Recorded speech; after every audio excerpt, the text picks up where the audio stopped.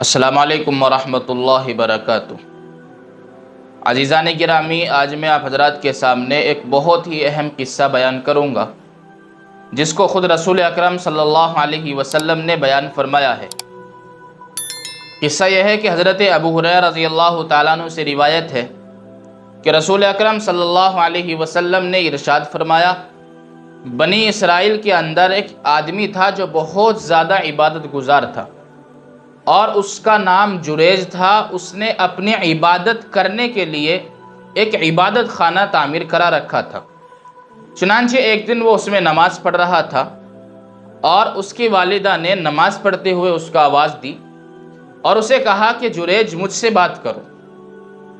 مگر وہ نماز پڑھتا رہا اور دل ہی دل میں سوچا کہ ایک طرف نماز ہے اور ایک طرف والدہ ہے، میں کیا کروں؟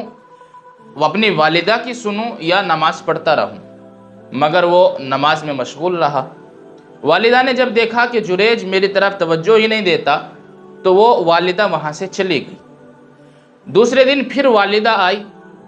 اور اتفاق سے دوسرے دن بھی جریج کو نماز پڑھتے ہوئے پایا اور پھر سے یہی معاملہ ہوا اور پھر وہ واپس چلی گئی۔ جب تیسرا دن آیا تو دیکھا کہ اتفاق سے پھر سے جریج جو ہے وہ نماز میں مشغول تھا۔ والدہ نے آواز دی، مخاطب کر کے کہا کہ جریج مجھ سے بات کرو، مگر جریج اپنی والدہ کی طرف متوجہ نہیں ہوا اور والدہ ناراض ہو کر غصے میں چلی گئی۔ اب والدہ نے جریج کے لیے بد دعا کی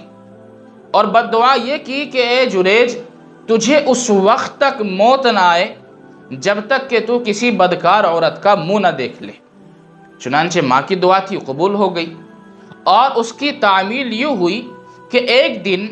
یہ جریج عبادت میں مشغول تھا، نماز پڑھ رہا تھا کہ اس کی قوم کی ایک بدکار عورت اس کے پاس آتی ہے اور اس سے اپنی خواہش کی تکمیل کا مطالبہ کرتی ہے اور جریج جو ہے انکار کر دیتا ہے۔ چنانچہ واپس جا کر یہ ایک چرواہے سے اپنی نفسانی خواہش کی تکمیل کرا لیتی ہے اور اس کے نتیجے میں حمل ٹھہرتا ہے اور اس کے بعد بچہ جنتی ہے۔ اب لوگ اس سے معلوم کرتے ہیں کہ یہ بچہ کس کا ہے؟ یہ جواب دیتی ہے کہ یہ بچہ جو ہے وہ جریج کا ہے۔ اب لوگ بہت زیادہ غصے میں اور بہت زیادہ آکروش میں جریج کے پاس جاتے ہیں اور جریج کو بہت زیادہ مارتے ہیں اور صرف مارتے ہی نہیں بلکہ اس کا عبادت خانہ جو اس نے تعمیر کرا رکھا تھا اس کو بھی گرا دیتے ہیں۔ اب جریج لوگوں سے پوچھتا ہے کہ بھائی مجھے بتاؤ تو صحیح کہ کیا ہو گیا ہے، تم مجھے کیوں مار رہے ہو؟ لوگ بتاتے ہیں کہ تو نے فلاں عورت کے ساتھ، فلاں قبیلے کی فلاں عورت کے ساتھ میں بدکاری کی، اس کے نتیجے میں بچہ حمل ٹھہرا، بچہ پیدا ہوا۔ جریج نے کہا کہ وہ بچہ میرے پاس لے کر کے آؤ۔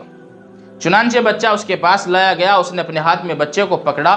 اور اللہ کی طرف متوجہ ہوا، اللہ تعالیٰ سے دعا کی اور بچے کا پیٹ پکڑا اور اس نے بچے کو مخاطب کر کے کہا کہ بتا کہ تیرا باپ کون ہے۔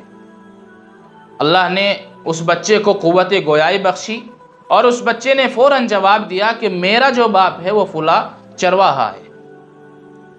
جریج کی یہ کرامت دیکھ کر لوگ بہت زیادہ شرمندہ ہوئے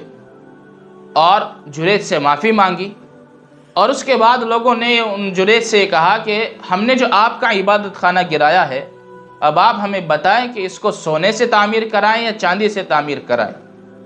تو جریج نے کہا کہ سونے یا چاندی سے تعمیر کرانے کی ضرورت نہیں ہے، صرف مٹی سے تعمیر کرا دیا جائے۔ میرے عزیزو، اس واقعے سے جو ہمیں سبق ملتا ہے وہ یہ ہے کہ انسان کو اپنے والدین کے ساتھ حسن سلوک کا معاملہ کرنا چاہیے اور ہمیشہ اس بات کی کوشش کرنی چاہیے کہ میرے والدین جو ہے وہ مجھ سے ناراض نہ ہوں اور حتی الامکان ان کی اطاعت اور فرما برداری کی کوشش کرنی چاہیے اور ہمیشہ ان کی دعا لینے کی کوشش کرنی چاہیے اور ہمیشہ ان کی بد دعا سے انسان کو بچنا چاہیے، ورنہ جب ایک ماں بد دعا کرتی ہے تو عرش الہی ہل جاتا ہے اور ڈائریکٹ اللہ تبارک و تعالیٰ اس کی بد دعا کو قبول فرماتے ہیں۔ لہٰذا اپنے والدین کے ساتھ میں اس طرح کا معاملہ کیا جائے، اس طرح ان کی جائز کاموں میں اور اچھے کاموں میں اطاعت اور فرما برداری کی جائے کہ ہمیشہ ان کی دعا حاصل ہو اور ان کی بد دعا سے بچا جا سکے، اس لیے کہ ان کی بد دعا کے قبول ہونے میں بھی کوئی شک نہیں ہے اور ان کی دعا کی قبولیت میں بھی کوئی شک نہیں ہے۔ لیکن ہاں یہ بات اپنے ذہن میں رکھنی چاہیے، اگر والدین کسی ناجائز اور غلط کام کا حکم کرے تو پھر ان کی اطاعت اور فرمانبرداری نہیں کی جائے گی، ان کی ہی کیا کسی کی بھی نہیں کی جائے گی۔ اللہ کے رسول صلی اللہ علیہ وسلم نے فرمایا لا طاعت لمخلوق فی معصیت الخالق، کہ جس کام کے اندر اللہ کی نافرمانی لازم آتی ہو، اگر مخلوق اس کام کا حکم دیتی ہے تو چاہے ماں باپ ہی کیوں نہ ہوں، چاہے استاد ہی کیوں نہ ہوں، چاہے پیر ہی کیوں نہ ہوں، کوئی بھی ہو، اللہ کی نافرمانی جس کام میں لازم آ جائے گی اس کام میں کسی بھی مخلوق کی اطاعت و فرم و برداری اختیار نہیں کی جائے گی۔ یہ اللہ کے رسول صلی اللہ علیہ وسلم کا فیصلہ ہے۔ لہذا اس واقعے سے جو ہمیں سبق حاصل ہوا وہ یہ ہے کہ ہم جتنا ہو سکے ہم اپنے والدین کے ساتھ میں حسن سلوک کا معاملہ کریں اور ان کی دعائیں لینے کی کوشش کریں اور ان کی بد دعا سے بچنے کی کوشش کریں۔ اللہ تعالی عمل کی توفیق عطا فرمائے۔